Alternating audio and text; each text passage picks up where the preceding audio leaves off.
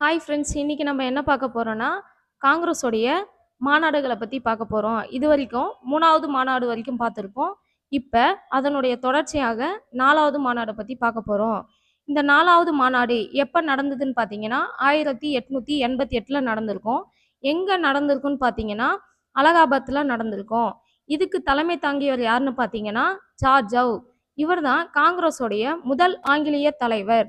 அடுத்தது பார்த்தீங்கன்னா, அ 5வது மாநாடு. இந்த 5வது மாநாடு எப்ப நடந்திருக்குன்னு பார்த்தீங்கன்னா, 1896ல நடந்திருக்கும். இது எங்க நடந்திருக்குன்னு பார்த்தீங்கன்னா, கல்கத்தாவுல நடந்திருக்கும். இந்த இந்த மாநாட்டுடைய சிறப்பு என்னன்னு பார்த்தீங்கன்னா, வந்தே மாதரம் பாடல் இங்க தான் முதல்ல பாடப்பட்டிருக்கும் இந்த மாநாட்டுல. அடுத்தது 6வது மாநாடு. இந்த மாநாடு 1905ல நடந்திருக்கும். இதுக்கு தலைமை தாங்கியவர் யாருன்னு பார்த்தீங்கன்னா, கோபாலகிருஷ்ண கோகலே. இது எங்க நடந்திருக்குன்னு பார்த்தீங்கன்னா, பனாரஸ், அதாவது வாரணாசி, காசி. அடுத்து இந்த மாநாட்டோடைய சிறப்பு என்னன்னு பார்த்தீங்கன்னா, இங்க தான் பிரிவினை எதிர்ப்பை பத்தி சொல்லியிருப்பாங்க.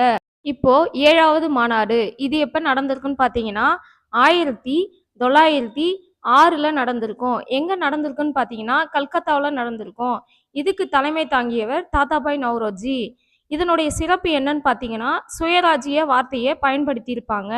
இப்போ உங்களுக்கான கேள்வி, வந்தே மாதரம் பாடலை அவமரியாதை செய்தால் எத்தனை ஆண்டுகள் சிறை தண்டனை? கமெண்ட்ல சொல்லுங்க.